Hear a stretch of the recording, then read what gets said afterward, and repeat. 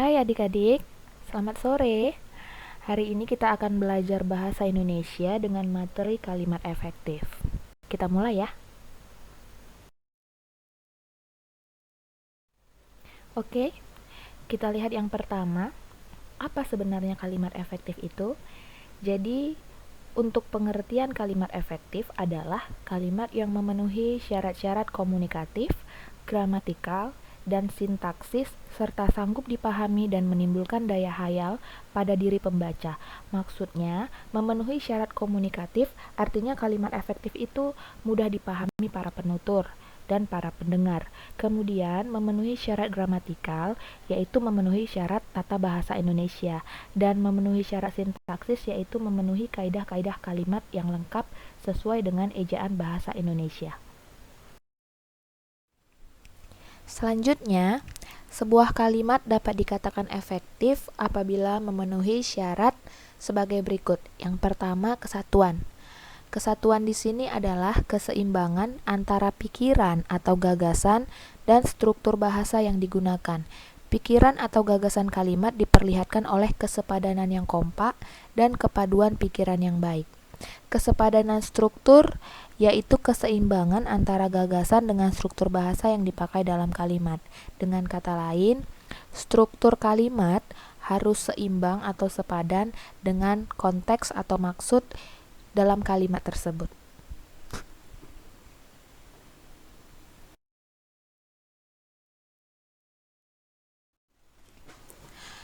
Kesatuan atau kesepadanan struktur kalimat dengan pokok pikiran dalam kalimat terlihat pada sebuah kalimat yang memiliki subjek dan predikat. Sebuah kalimat efektif wajib minimal memiliki struktur subjek dan predikat. Contoh dalam kalimat, di posko mendiskusikan masalah yang mengendalai acara. Kalimat tersebut salah karena kalimat tersebut tidak memiliki subjek. Kita lihat jabatan kalimatnya. Di posko, jabatan kalimat keterangan tempat, mendiskusikan, predikat, masalah yang mengendalai acara itu adalah objek. Jadi kalimat ini salah karena tidak memiliki struktur subjek. Yang benarnya, para panitia mendiskusikan masalah yang mengendalai acara di posko. Kalimat tersebut efektif dan benar karena dia memiliki struktur subjek dan predikat. Subjeknya para panitia, predikatnya mendiskusikan, masalah yang mengendalai acara sebagai objek, dan di posko adalah keterangan tempat.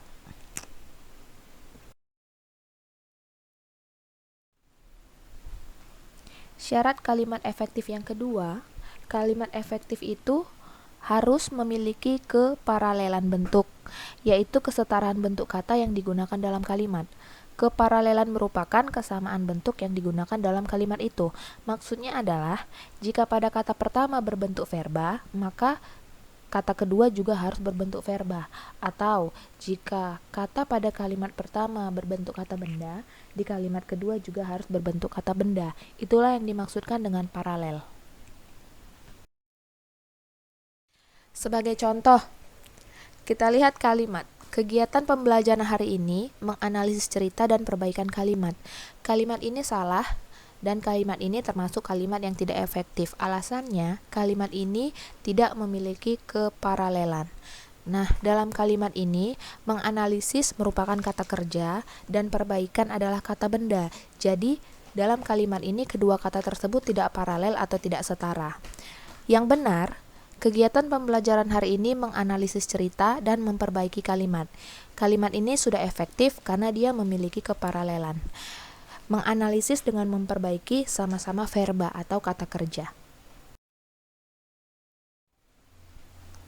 Syarat kalimat efektif yang ketiga, kalimat efektif itu harus memiliki kehematan. Kehematan kata atau menghindari pemborosan dalam penggunaan kata. Kehematan adalah usaha menghindari pemakaian kata yang tidak perlu. Hemat di sini berarti tidak menggunakan kata-kata mubazir, tidak menjamakkan kata-kata yang sudah berbentuk jamak, dan tidak mengulang subjek. Dengan menghemat kata, kalimat menjadi padat dan berisi. Ini yang dimaksud dengan kehematan yang menjadikan sebuah kalimat efektif.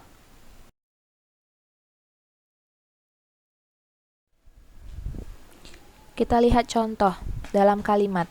Karena ia tidak diundang, dia tidak datang ke pesta itu. Kalimat ini salah atau tidak efektif. Penjelasannya, pada kalimat di atas terdapat pemborosan kata, yaitu kata ia dan diikuti dengan kata dia. Karena sifat dari kedua kata tersebut ialah sama, maka sebaiknya dihilangkan saja.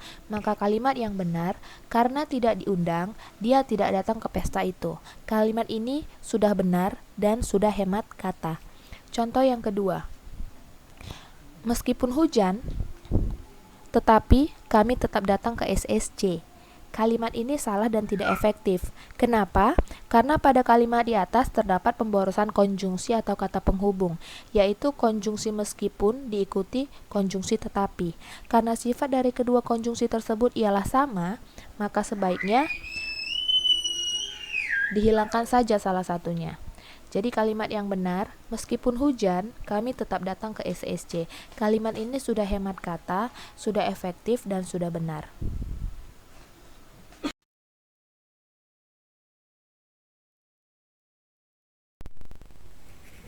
Syarat kalimat efektif yang keempat adalah kecermatan. Kecermatan atau ketepatan adalah kesesuaian atau kecocokan pemakaian unsur-unsur yang membentuk suatu kalimat sehingga tercipta pengertian yang bulat dan pasti. Kecermatan di sini yaitu ketepatan pemilihan kata sehingga tidak menimbulkan kerancuan atau makna ganda. Jadi, dalam sebuah kalimat efektif harus memiliki kata-kata yang cermat supaya kalimat itu tidak rancu atau tidak kontaminasi atau tidak boros dan tidak memiliki makna ganda.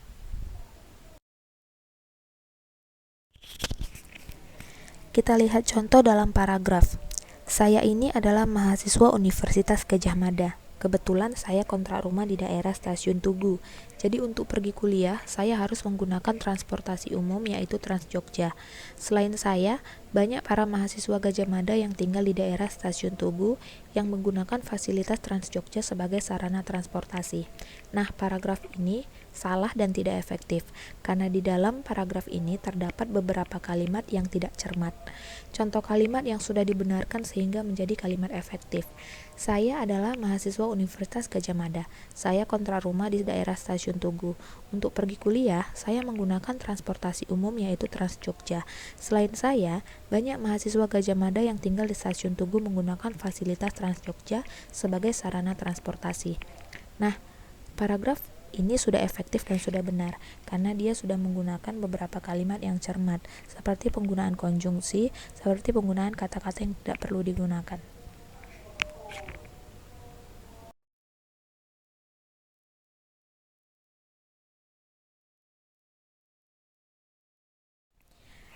Kemudian syarat kalimat efektif yang kelima adalah kebakuan. Kalimat efektif harus menggunakan kata-kata yang baku atau kata-kata yang sesuai dengan kaidah ejaan bahasa Indonesia. Kita sering menggunakan bahasa-bahasa yang tidak baku dan tidak memperhatikan bagaimana kaidah bahasa Indonesia yang benar. Di sini kita lihat beberapa contoh. Kata praktek salah, yang benar adalah praktik. Apotik salah, yang benar apotek. Sistem salah, yang benar sistem. Antri salah, yang benar antre. Kwitansi menggunakan W, salah, yang benar kwitansi menggunakan huruf U. Analisa salah, yang benar analisis. Atlet salah, yang benar atlet. Zaman pakai huruf J, salah, yang benar zaman menggunakan huruf Z. Izin menggunakan huruf J, salah, yang benar izin menggunakan huruf Z. Nafas menggunakan huruf F, salah, yang benar napas menggunakan huruf P. Menghimbau salah, yang benar mengimbau. Nasihat salah, yang benar nasihat. Ijazah salah, yang benar ijazah. Hafal salah, yang benar hafal. Ziarah salah, yang benar ziarah. Diagnosa salah, yang benar diagnosis. Itu adalah beberapa contoh kata-kata baku dan tidak baku. Yang salah termasuk kata-kata yang tidak baku, dan yang benar adalah kata-kata yang baku dan sesuai kaidah bahasa Indonesia.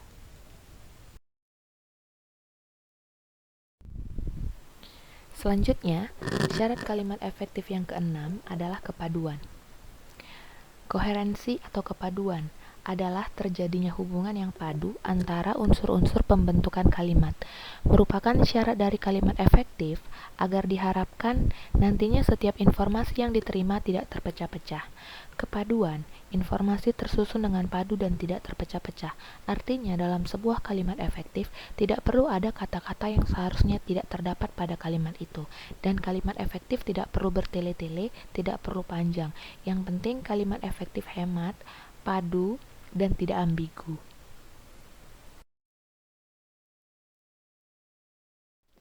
Sebagai contoh, mereka membahas daripada kehendak rakyat.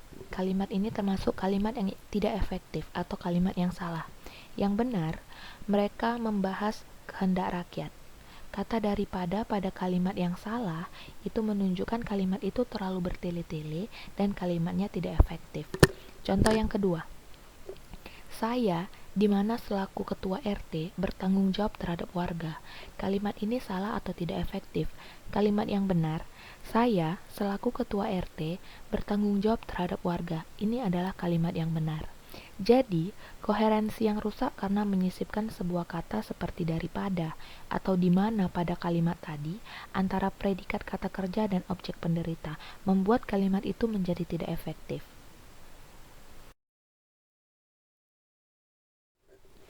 Selanjutnya, syarat kalimat efektif yang ketujuh adalah kelogisan. Kelogisan adalah ide kalimat itu dapat diterima oleh akal dan penulisannya sesuai dengan ejaan yang berlaku. Kelogisan berarti masuk akal, dapat dipahami. Contohnya, kalimat yang salah.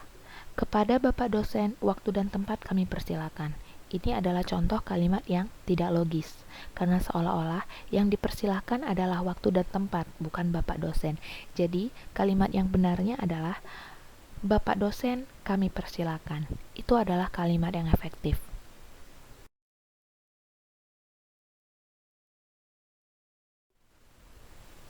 Selanjutnya yang kedelapan, ketegasan. Kalimat efektif memberikan penegasan kepada ide pokoknya, sehingga ide pokoknya menonjol di dalam kalimat tersebut. Contohnya, sudah saya baca buku itu. Nah, kalimat ini menekankan pada baca buku. Kemudian, buku itu sudah saya baca. Nah, kalimat ini penekanannya pada buku itu. Kedua contoh di atas juga dapat dikatakan sebagai peristiwa pasif zero. Kalimat efektif itu menggunakan pasif zero, yaitu kalimat pasif yang objek pelakunya atau O2 melekat dengan predikat kosong atau predikat yang tidak berawalan.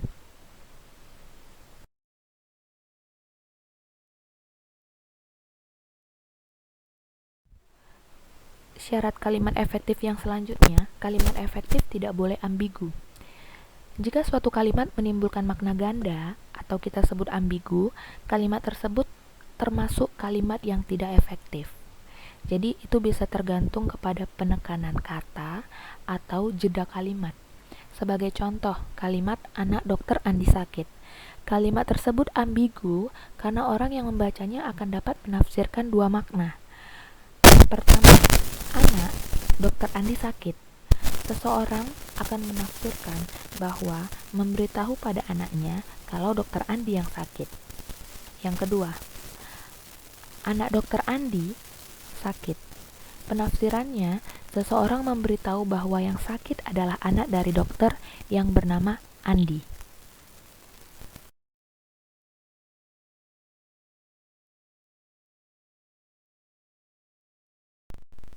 Setelah kita lihat syarat dari kalimat efektif, sekarang kita lanjut pada ciri-ciri kalimat efektif. Ciri kalimat efektif yang pertama, kalimat efektif menggunakan pilihan kata atau diksi yang tepat sesuai dengan EBI, Ejaan Bahasa Indonesia. Yang kedua, kalimat efektif memiliki unsur pokok kalimat yang penting, paling sedikit terdiri dari subjek dan predikat. Yang ketiga, kalimat efektif sesuai dengan aturan ejaan bahasa Indonesia yang berlaku. Yang berikutnya, kalimat efektif melakukan penekanan pada ide pokok kalimat. Yang berikutnya, kalimat efektif penghematan penggunaan kata. Kemudian, kalimat efektif menggunakan keselarasan bentuk bahasa, struktur bahasa, dan jalan pikiran yang logis dan sistematis. Selanjutnya, Ciri kalimat efektif menggunakan variasi struktur kalimat. Kalimat efektif menggunakan kesepadanan antara struktur bahasa dan jalan pikiran yang logis dan sistematis. Kemudian kalimat efektif mewujudkan koherensi yang baik dan kompak. Jadi, syarat dengan ciri kalimat efektif memiliki keterkaitan. Demikianlah penjelasan tentang materi Bahasa Indonesia kalimat efektif. Kakak berharap topik kita hari ini dapat bermanfaat bagi adik-adik. Terima kasih atas perhatiannya dan selamat belajar. Semangat ya adik-adik.